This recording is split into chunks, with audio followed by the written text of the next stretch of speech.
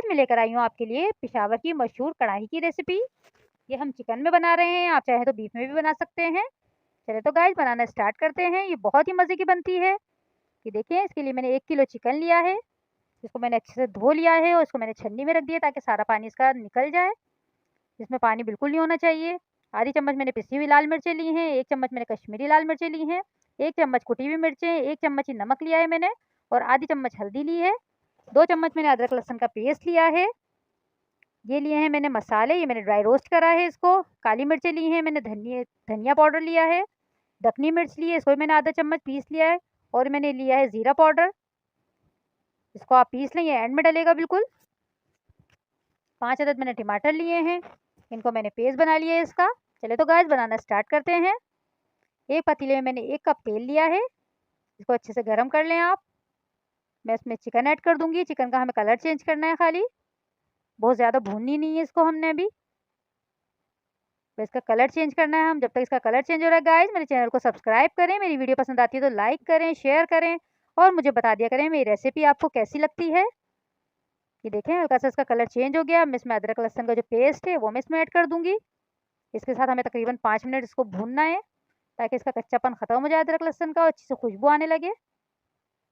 ये देखें कितना ज़बरदस्त ये भुन चुका है। अब मैं इसमें मसाले ऐड कर दूँगी। जो मसाले हैं हमारे ये मैंने ऐड कर दिए इसमें। बस थोड़ा-सा हम इसको घुमाएँगे और फिर मैं इसमें टमाटर का पेस्ट भी ऐड कर दूँगी साथ में ही। ये देखें, मैंने टमाटर का पेस्ट भी इसमें ऐड कर दिया है। अब मैं इसको थोड़ी-सी देर पकाकर बस इसको मैं ढक के रख दूँगी जब तक चिकन गल जाए।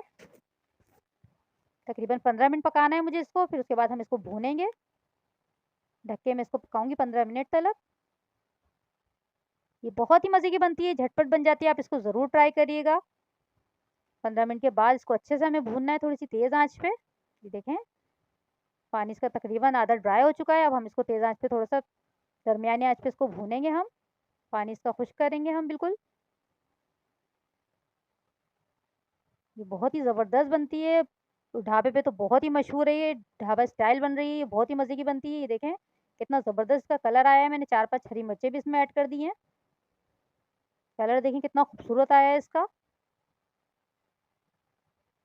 अब मैं इसमें जो मसाले मैंने भून के रखे हैं वो मैं इसमें ऐड कर दूँगी।